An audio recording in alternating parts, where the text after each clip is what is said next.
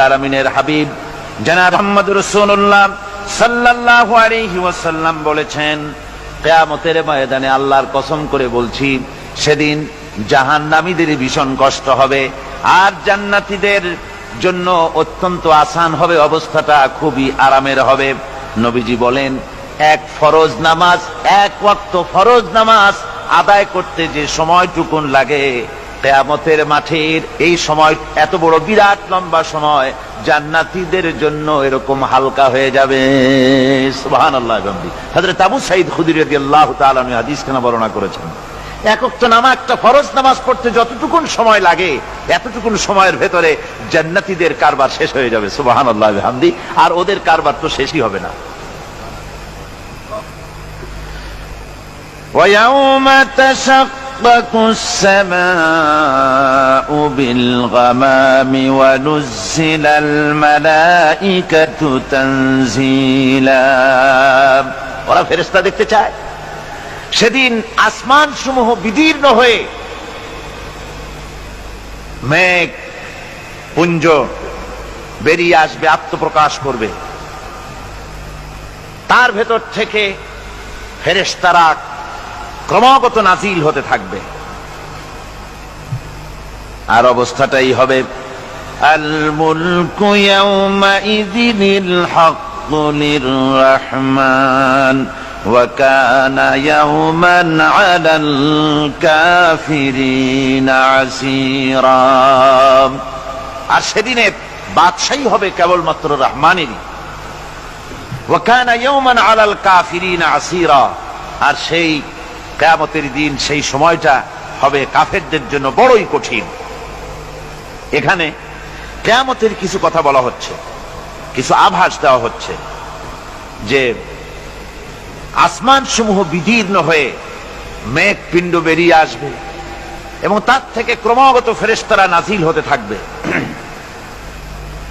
আল্লাহর হাবিব বলেছেন, কেউ যদি কিয়ামতের দৃশ্য দেখতে চায় সেজন্য সূরা ইজা শামসু কুবিরাত ওয়া ইজা সামাউ ফাতারাত, ইজা সামাউ শাক্কাত, এই সূরাগুলি যেন পড়ে, তাহলে কিয়ামতের দৃশ্য তার চোখের সামনে প্রতিভাত হবে।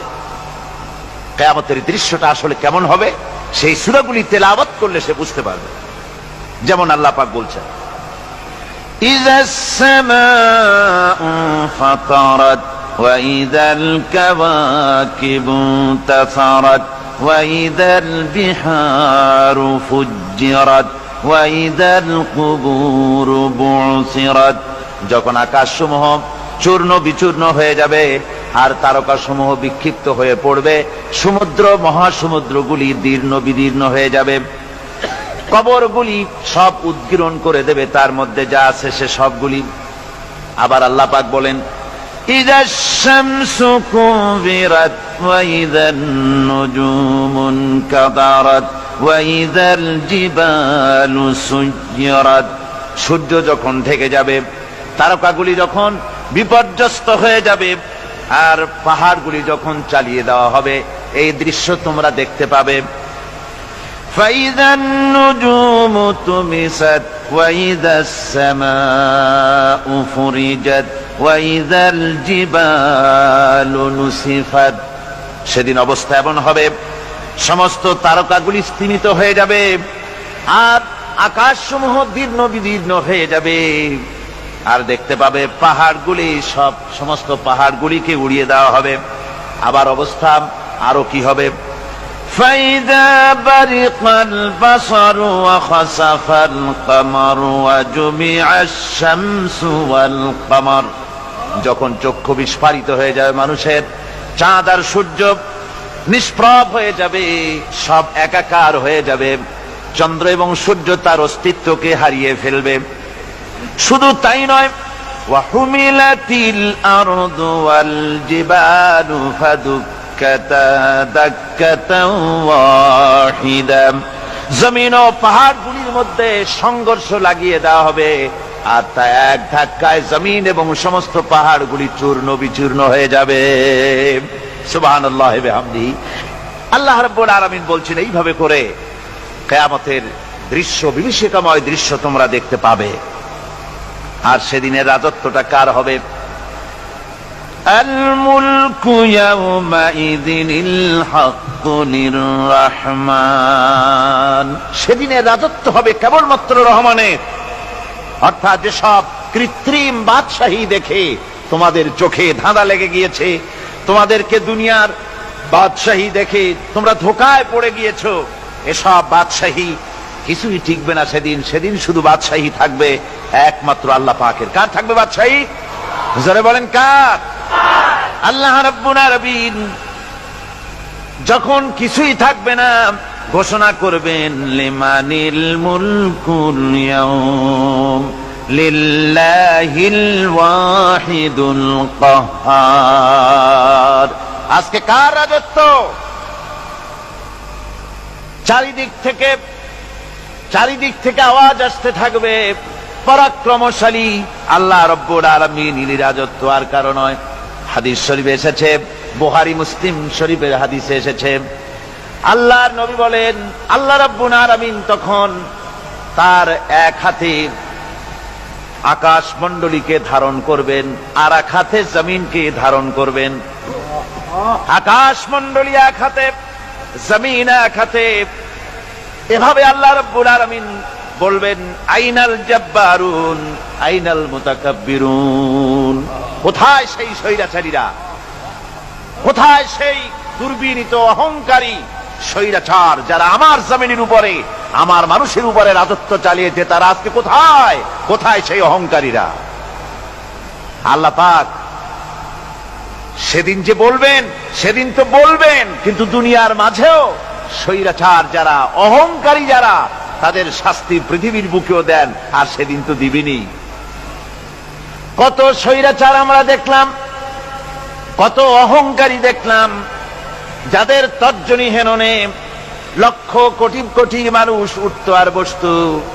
তাদের জিল্লাতির সঙ্গে আল্লাহ রাব্বুল আলামিন কতজনকে বিদায় করে দিলেন। ফুলের মালা নিয়ে কুলাতে পারে নাই, পা থেকে শুরু করে গলা পর্যন্ত ফুলের মালা দিয়া ডুবাই দিল ভক্তরা। আবার আল্লাহ রাব্বুল আলামিন এমন শাস্তি দিলেন, ফুলের মালার পরিবর্তে জুতার মালা নিয়ে জেলের মধ্যে ঢুকাইয়া দিলেন। ঠিক কিনা গণ? অহংকারী আর স্বৈরাচার যারা হয়, আল্লাহ পাক এভাবে তাদের দৃষ্টান্ত দেখিয়ে দেন। আমরা কত দেখলাম, 9 বছরের রাজা, 10 বছরের সাজা। পৃথিবীর বুকে যারা অহংকার করে, যারা স্বৈরাচার হয়, আল্লাহর আইনকে যারা বৃদ্ধঙ্গুষ্টি প্রদর্শন করে, আল্লাহ পাক তাদের জমিনেও দেখান। এখানে চূড়ান্ত ফয়সালা আল্লাহ করেন না, আসল ফয়সালার জায়গা তো আছেই, তবে এখানে নমুনা দেখায় দেন। কিন্তু মুশকিল হচ্ছে, ইতিহাসের সবচাইতে বড় শিক্ষা হলো ইতিহাস থেকে মানুষেরা শিক্ষা গ্রহণ করে না। একজনে যে কাম করে বিপদে পড়ে, আর একজন এসে আবার সেই পথেই অগ্রসর হয়, নিশ্চিত মৃত্যুর পথে। আমার বন্ধুগণ, আল্লাহ পাক বলছেন সেই দিন আমার রাজত্ব হবে, আর কারো রাজত্ব হবে না। ওয়াকানা ইয়াওমান আলাল কাফিরিনা আসীরা।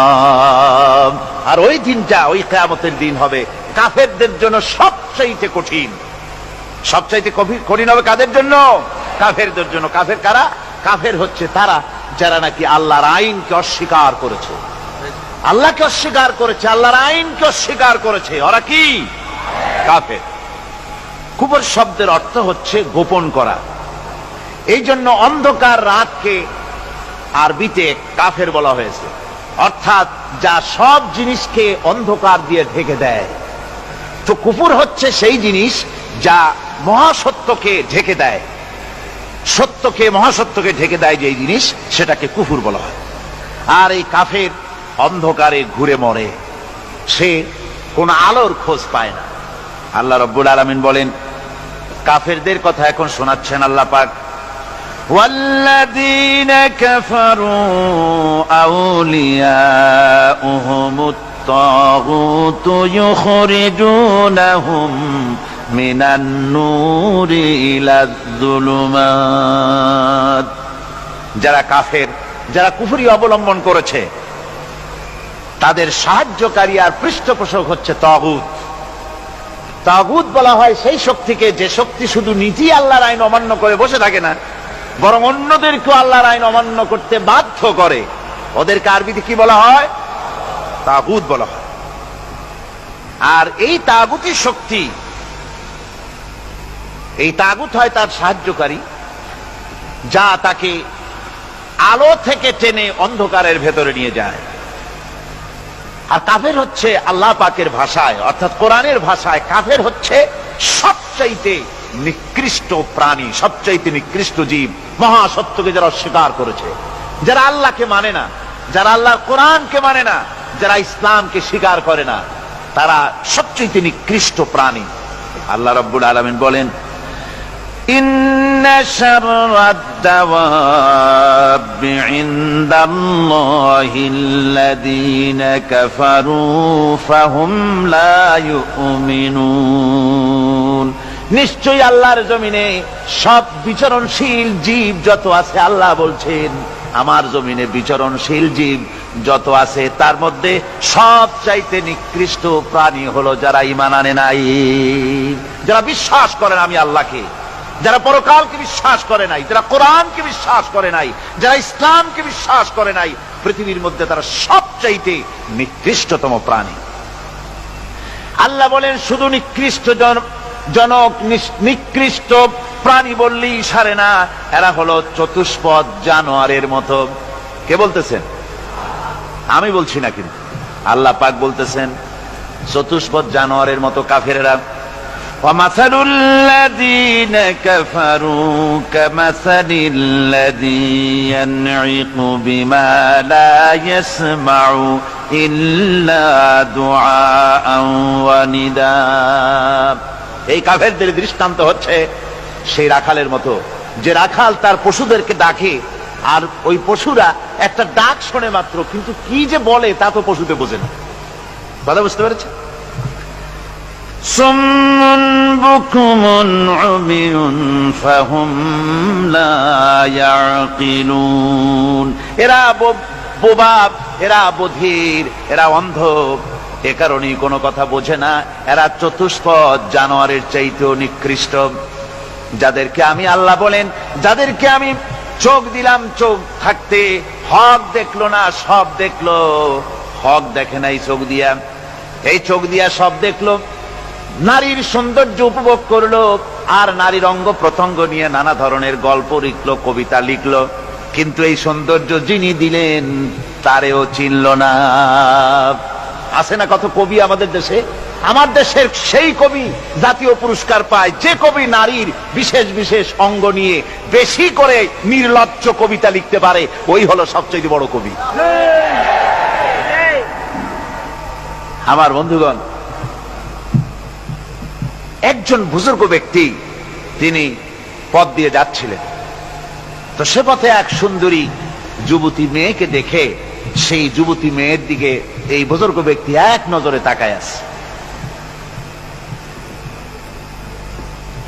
তখন এই ঘটনাটাকে কবি এভাবে লিখতেছেন সাজায়, একদা সুখদায়ক প্রমোদা বদন দর্শন করিব ঝরিল নয়ন, হেসে কহে সে রূপসী সবিস্ময় মন, কহ দেখি মহাশয় কহ কি কারণ, বিষয় বিরাগী তুমি ভুবনে প্রচার, কি হেতু জন্মিল তব মানস বিকার, সামান্য ললনা রূপ করি দর্শন, উচিত না হয় তব অশ্রু বরিশন। বুজুর্গ ব্যক্তি ওই মহিলার দিকে তাকিয়ে তাকিয়ে কাঁদতেছেন। সুন্দরী মহিলা বলেন, আল্লাহর বুজুর্গ বান্দা, আপনি এলাকার ভিতরে বুজুর্গ এবং পীর হিসাবে, বুজুর্গ ব্যক্তি হিসাবে আপনি বিখ্যাত। আজকে আমাকে এখানে দেখে আপনি আমার দিকে তাকায় আমার রূপ উপভোগ করতেছেন আর কাঁদতেছেন। আপনার মতো সংসার বিরাগী মানুষ আমার মতো একটা সুন্দরী মেয়েকে দেখে ভাবে কাঁদা ঠিক না। বুজুর্গ ব্যক্তি বলছেন, হেসে কহিলাম বালে করহ শ্রবণ, নেত্র ঝরে তবু হেতু ভেব না এমন, যে শিল্পী রচিল ওই সুধাংশু বদন, তাহার তরে ঝরে নেত্র নয়নে জীবন। ও আল্লাহর বান্দি, আমি তোমাকে দেখি কান্দি না, আমার চোখে পানি বেরিয়ে গেছে। তোমারে দেখে আমি মনে মনে ভাবলাম, এত সুন্দর করে যিনি মানুষ বানিয়েছেন, না জানি ওই আল্লাহ রব্বুল আলামিন কত বড় সুন্দর। আমার ভাইরা, সুতরাং চোখ থাকতে ওরা আল্লাহ রাব্বুল আলামিনের কুদরত ওরা দেখে নাই, কান থাকতে কোরআনের আওয়াজ ওদের কানের মধ্যে ঢোকে নাই, বিবেক থাকতে আল্লাহর দ্বীনকে বুঝতে পারে নাই, চিন্তা করতে পারে নাই। আল্লাহ রাব্বুল আলামিন বলেন, উলাইকা কাল্লানাম, এরা হলো চতুষ্পদ জানোয়ার, বালহুম আদল, শুধু জানোয়ার না, জানোয়ারের চাইতেও নিকৃষ্ট। এমনই জানোয়ার, আল্লাহ বলেন শুধু জানোয়ার না, জানোয়ারের মতো শুধু খায় জনমের মতো। ওয়াল্লাযীনা কাফারু ইয়াতামাত্তাউনা ওয়া ইয়াকুলুনা কামা তাকুলুল আনআম। এই কাফেরগুলির কাম শুধু ফুর্তি করা, গান বাজনা, নাটক, গল্প, এই সব কাজ তাদের। নামাজ নাই, রোজা নাই, আল্লাহর চিন্তা নাই, তাহাজ্জুদ নাই, পরহেজগারি নাই, শুধু গান আর নাচ। দেখেন না ফুর্তি। এই যে 1 জানুয়ারি রাত 12টার সময় আমার ঘুম ভেঙে গেল, এই যেখানে আমি ছিলাম, বিকট আওয়াজ। আমি মনে করলাম পাশের বাড়ি বুঝি ডাকাত পড়ছে। পরে বাড়িওয়ালা আমাকে বললেন যে ডাকাত না, বোধহয় এই নিউ ইয়ার সেলিব্রেট হচ্ছে, নতুন বৎস উদযাপন হচ্ছে, বোমা দিয়ে শহরবাসীর আরামের ঘুম হারাম করে এগুলি করা হচ্ছে। এ তো গেল 1 জানুয়ারি। আর যখন আমাদের নিজেরটা যখন আসে, অর্থাৎ 1 বৈশাখ, তখন দেখছেন অবস্থা 1 বৈশাখে। এবছর আমাদের দেশে 1 বৈশাখে ঢাকায় যে দৃশ্য আমি টিভির মধ্যে দেখলাম, তাতে আমার মনে হয়নি যে 12 কোটি মুসলমানের দেশে রাজধানীতে এই দৃশ্য হচ্ছে। আমার মনে হচ্ছিল এটা বুঝি কলকাতা অথবা অন্য কোন শহর হবে। আমি দেখলাম সমস্ত যুবক যুবতী, নারী পুরুষ, বিভিন্ন বয়সের লোক সব একসঙ্গে রাস্তায় নেমেছে, নাচতেছে। তার মধ্যে বুদ্ধিজীবী আছে, শিক্ষিত লোক আছে, সমানে নাচতেছে। আর তাদের মুখোশ পরা, বানরের মুখোশ, কুকুরের মুখোশ, শূকরের মুখোশ, ঘোড়ার মুখোশ, পাপী শিয়ালের মুখোশ, এই মুখোশ পরে এভাবে নাচতেছে। আমি চিন্তা করলাম, নববর্ষের সাথে কুত্তার মুখোশের সম্পর্ক কি? নববর্ষের সাথে পাতি শ্রীগালের মুখোশের সম্পর্ক কি? তাহলে ওরা কি বলতে চায় যে আগামী বছরটা আমরা কুত্তার ভূমিকায় অ্যাক্টিং করব, অথবা শ্রীগালের মতো ধূর্তামি করব জাতির সাথে? তারপরে কি করলো? সকাল বেলায় যুবক যুবতী 1 বৈশাখ সূর্য উদয়ের আগে রমনা লেকের পাড়ি গিয়ে সব দাঁড়িয়েছে বাসন্তী রঙের শাড়ি পরে। তারপরে সেখানে দাঁড়িয়ে সূর্য উদয়ের পানে তাকিয়ে সকাল বেলা এভাবে করজোর করে বলছে, এসো হে নববৈশাখ স্বাগতম হে। নববৈশাখ অলক্ষে বোধহয় এটা শুনে বলতেছে, বাবাজিরা আমারে ডাকতেছো, অপেক্ষা করো, আমি আসতেছি। আমারে ডাকতেছো, আমি আসতেছি, কোমরে গামছা বেঁধে আসতেছি, 225 মাইল স্পিডে আসতেছি, 30 ফুট উঁচু জলোচ্ছ্বাস নিয়ে আসতেছি, নববৈশাখের মজা 7 চাকায়। আমার ভাইরা, মুসলমান নববর্ষ উদযাপনের সাথে মুসলমানের কিসের সম্পর্ক? মুসলমান যদি এই দিন উদযাপনই করে, তাহলে তাকে করতে হবে ফজরের নামাজ পড়বে। মুসলমান নববর্ষ উদযাপন করবে, ফজরের নামাজ পড়বে, তারপরে কোরআন শরীফ তেলাওয়াত করবে, দরুদ শরীফ পড়বে, আল্লাহর দরবারে হাত তুলে বলবে, রব্বুনা রাব্বিন, 1 বছর পার করে দিলাম, নাফরমানি ছাড়া কিছুই তো করি নাই, বিগত বছরে যা করেছি মাফ করে দাও, আগামী বছরটা গোটা জাতি আর দেশের জন্য কল্যাণকর মঙ্গলময় করে দাও। এটাই তো বলা উচিত ছিল নাকি বলে? তা না করে, তা না বলে, বৈশাখের পরিচালককে না ডেকে সরাসরি বৈশাখকে আহ্বান করা হয়েছে। আর বৈশাখ আহ্বান করার মজা জনমের মতো দেখাই দিয়েছে। আল্লাহ রাব্বুল আলামিন তাই বলেন, কাফেররা তাদের কাজ হলো শুধু খাওয়া। তারা এমন খাওয়া খায়, জনমের মতো খায়। ইয়াকুলুনা কামা তাকুলুল আনাম, জানোয়ারে যেমন খায় ওই রকম খায়। তার মানে খায়, একটু বিসমিল্লাহ কয় না। খায়া যখন ছেড়ে দেয় তখন আলহামদুলিল্লাহ বলে না। বাহাদ্দা খায়, আবার বাহাদ্দা খায়। ডাব একটা কাটলো, বিসমিল্লাহ নাই, খাইলো, 2-4 ঢোক খাইয়া পুরা ডাবটারে ফেলাই দিল। ডাবটা কি তোমার বাজান তৈরি করছিল নাকি? একটু বিসমিল্লাহ বললা না, একটু শুকরিয়া আদায় করলাম। আমি গত এই যে ডিসেম্বর গেল, ডিসেম্বরের 16 তারিখ আমেরিকা থেকে এসেছি। ওখানে দেখলাম তারা প্রতি নভেম্বর মাসের শেষ বৃহস্পতিবার থ্যাঙ্কস গিভিং ডে অবজার্ভ করে। তা আমি জিজ্ঞেস করলাম, থ্যাঙ্কস গিভিং ডে জিনিসটা কি? ওরা বলল, এটা হচ্ছে এই যে গড আমাদেরকে সারা বছর ভালো খাওয়াইছে, আমাদেরকে ভালোভাবে পড়াইছেন, সুন্দর রেখেছেন, এই জন্য আমরা গডকে থ্যাঙ্কস দেই নভেম্বরের এই শেষ দিনটিতে। সারা বছরের ভালো খাইছি, ভালো থাকছি, এই জন্য গভর্নমেন্টকে মানে গডকে থ্যাঙ্কস দিলাম। আমি আমার আলোচনায় সেখানে বললাম যে দেখেন, রাশিয়ার সাথে আমেরিকার পার্থক্য তো এখানে। ওরা গডকে অস্বীকারই করেছে, গডই মানে না। আর এরা গডের নামাজ রোজা বা ইবাদত কিছু করুক আর না করুক, গডের অন্তত একটা ধন্যবাদ দেয়। ওরা ওদের ডলারে লিখেছে, ইন গড উই ট্রাস্ট।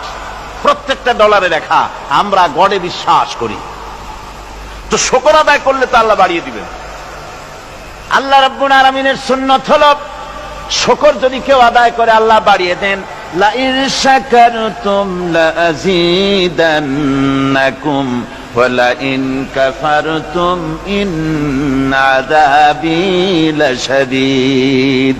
আমার নিয়ামতের শুকর যদি আদায় করো আমি বাড়ায় দেব, আর যদি নিয়ামতের শুকর আদায় না করো তাহলে মস্ত বড় শাস্তি তোমাদের জন্য রেখেছি।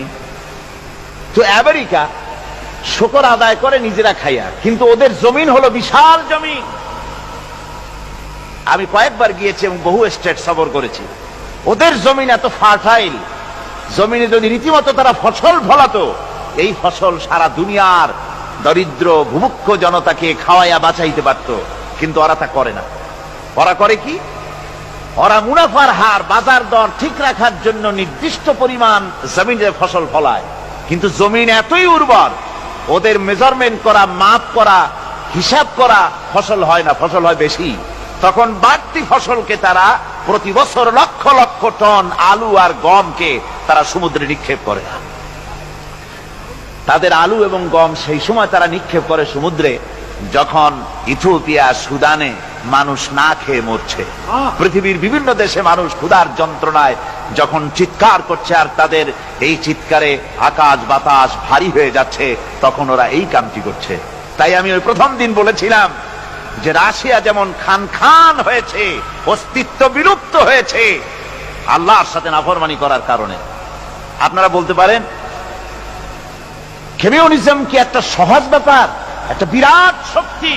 পৃথিবীর বুকে কত দেশ তারা ডমিনেট করতেছিল।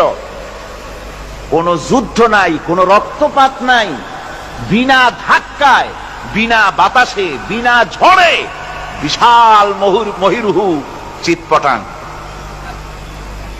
এটা হলো কেন? কেন হলো রাশিয়ার এই দশা? আমি লালদিঘির ময়দানে বলে গেছিলাম, আমি চিন্তা করে যেটা পাইছি সেটা হচ্ছে এই, দুনিয়ার সমস্ত মতবাদ আল্লাহকে কোনো না কোনো প্রকারে স্বীকার করে। তার কথা মানুক আর না মানুক, আছে একটা কিছু, এতটুকুন বলে যে আল্লাহ আছেন বা গড আছে বা একটা কিছু আছে। কমিউনিজম, সমাজতন্ত্র হলো পৃথিবীর একমাত্র নিকৃষ্ট মতবাদ, যে মতবাদ সরাসরি আল্লাহকে অস্বীকার করেছে, বলেছে আল্লাহ নাই, দেয়ার ইজ নো গড। তারা ধর্মকে আফিম বলেছে। আল্লাহ পাক তাই কোন যুদ্ধ ছাড়া, কোন মারামারি ছাড়া, কোন রক্তপাত ছাড়া এই বিশাল শক্তিকে ফুৎকারে উড়িয়ে দিলেন। তুলার মতো হয়ে, গোটা রাশিয়া তুলার মতো হয়ে, পেঁজা তুলা, ধোনা তুলার মতো হয়ে সব উড়ে চলে গিয়েছে, অস্তিত্ব বিলুপ্ত হয়ে গিয়েছে। কিন্তু আমাদের দেশের খুচরা কমিউনিস্টরা এখনো স্বপ্ন দেখে ওই যে কালকে বলেছি, তারা বলে কলমের খোসা এটা এখনো নষ্ট করা যাবে না, এটা এখনো চালু করা হবে, এখনো চীনে আছে, এখনো কিউবায় আছে। ওই কিউবা থেকে, চীন থেকে ফিদেল কাস্ট্রোর একটু আওয়াজ শোনে, চীন থেকে মিস্টার ব্যাং না কি জানি না, ব্যাং, এর আওয়াজ শোনে আর তাই মনে করে এ বুঝি সমাজতন্ত্রের বিজয়ের গান। না, চীন থেকে আর কিউবা থেকে যে আওয়াজ আজকে উঠতেছে, এই আওয়াজ সমাজতন্ত্রের বিজয়ের আওয়াজ নয়, এটা হলো সমাজতন্ত্রের মরণ যন্ত্রণার গোঙানির আওয়াজ। কাজী এরা দুনিয়ার বুকে শুধু আনন্দ এবং ফুর্তি করে, আল্লাহর হককে, আল্লাহকে চিনতে তারা ব্যর্থ হয়েছে। আল্লাহ রাব্বুল আলামিন বলেন, অবিশ্বাসীদের কৃতকর্ম, তাদের কাজগুলি, তাদের কর্মফল সব নিষ্ফল হয়ে যাবে। ওয়াল্লাযীনা কাফারু আ'মালুহুম কাসারাবিন বিকিআতিন ইয়াহসাবুহুল যামআনু মা। আল্লাহ পাক বলেন, কাফের যারা, অবিশ্বাসী যারা, যারা আমাকে অস্বীকার করেছে, অবিশ্বাস করেছে, তাদের আমলগুলি হলো মরুভূমির মধ্যে মরীচিকার মতো। মরুভূমির মরীচিকা, মানুষ যখন মরুভূমির ভিতর দিয়ে যায়, পানির পিপাসা লাগে, দূরে দেখে পানি চিকচিক করতেছে, আর ওই মরীচিকা যেটাকে সে পানি মনে করেছিল, হাত্তা ইযা জাআহু লাম ইয়াজিদহু শাইআ, যেটাকে সে পানি মনে করে ছুটতেছিল, যখন কাছে গেল, আল্লাহ পাক বলেন কিছুই সেখানে পায় না, শুধু মরীচিকা, বালু আর বালু। এরকম করে যারা আমার দিনকে অস্বীকার করেছে, আমাকে অস্বীকার করেছে, তারা যত ভালো কাজ করুক আর যাই করুক না কেন, তাদের কৃত কর্মগুলি এভাবে সব নিষ্ফল। এ হলো এক কথা। 2 নম্বরের কথা হলো, ওরা মনে করেছিল সমাজতন্ত্র শান্তি দেবে, কমিউনিজম শান্তি দেবে, সোশ্যালিজম শান্তি দেবে, ক্যাপিটালিজম শান্তি দেবে। এই শান্তির চিন্তা করে অগণিত মানুষকে হত্যা করে সমাজতন্ত্রের রাজত্ব যখন কায়েম করলো, 70 বছরও চলে গেল, তারপরে তারা দেখলো হাত্তা ইযা জাআহু লাম ইয়াজিদহু শাইআ, কিচ্ছুই পেল না। তারা ক্ষুধার যন্ত্রণায় মরলো, কাপড় নাই, খাবার নাই। তারা ওই রাশিয়া থেকে, চেকোস্লোভাকিয়া থেকে, যুগোস্লাভিয়া দিয়া, রোমানিয়া থেকে, হাঙ্গেরি এবং পোল্যান্ড আর মঙ্গোলিয়া থেকে, সেখানে সমাজতন্ত্র তাড়াতে আমরা যাই নাই। আমরা সেখানে সমাজতন্ত্রের বিরুদ্ধে তাফসীর করি নাই, ব্যাখ্যা করি নাই, বক্তব্য রাখি নাই। ওই সব দেশ থেকে সমাজতন্ত্র তাড়াইছে কে? কারা তাড়িয়েছে? না না, ওরা নিজেরাই, সেই দেশের জনগণই এটাকে উৎখাত করেছে তাদের জমিন থেকে। আল্লাহ পাক বলছেন, যারা আমার দিনকে, আমার বিধানকে যারা অস্বীকার করবে, তারা এই অস্বীকারী অবস্থায় যদি মৌত হয়, আমার সমাজতন্ত্রী কোনো ভাই যদি এ মাহফিলে থাকেন, কমিউনিস্ট কোনো ভাই যদি এ মাহফিলে থাকেন, তাহলে শুনুন আল্লাহ কি বলতেছেন। আল্লাহর দিনকে, আল্লাহর কোরআন, পূর্ণাঙ্গ জীবন বিধান, অর্থনীতি আছে, সমাজনীতি আছে, রাজনীতি আছে, কথা যারা বিশ্বাস করে না, কোরআনকে শুধুমাত্র নামাজ, রোজা, হজ, যাকাত আর বেহেশত দোজখ যারা মনে করে, জীবন ব্যবস্থা মনে করে না, এই অবস্থায় যদি মারা যায়, আল্লাহ রাব্বুল আলামিন বলেন, ইন্নাল্লাযীনা কাফারু ওয়া মাতু ওয়া হুম কুফফারুন উলাইকা আলাইহিম লানাতুল্লাহি ওয়াল মালাইকাতি ওয়ান নাসি আজমাইন। আল্লাহ রাব্বুল আলামিন বলেন, আমাকে অস্বীকার করার অবস্থায়, আমার দিনকে, বিধানকে অস্বীকার করার অবস্থায় যদি মৌত হয়ে যায়, তাহলে আল্লাহ, ফেরেশতা এবং তামাম পৃথিবীবাসীর অভিসম্পদ তার উপরে হতে থাকে, লানত হতে থাকে। খালিদিনা ফিহা লা ইউখাফফাফু আনহুমুল আযাবু ওয়া লা হুম ইউনজারুন। এই অভিসম্পদ অবস্থায় তারা সব সময় লিপ্ত থাকবে, না তাদের আযাবকে কমায় দেওয়া হবে, আর না তাদের কোন রকম অবকাশ দেওয়া হবে। এখন আরো মজবুত কথা আসতেছে, ওয়ায়াউমা ইয়াউদ্দু الظالم على يديه يقول يا ليتني اتخذت مع الرسول سبيلا সেদিন জালেমেরা নিজেদের হাত কামড়াতে থাকবে। কোন দিন? বোঝেন না কথা? কোন দিন? কিয়ামতের দিন। কিয়ামতের দিন জালেমেরা নিজেদের হাত কামড়াতে থাকবে আর বলবে ইয়া লাইতানি ইত্তাখাযতু মা'আর রাসূলি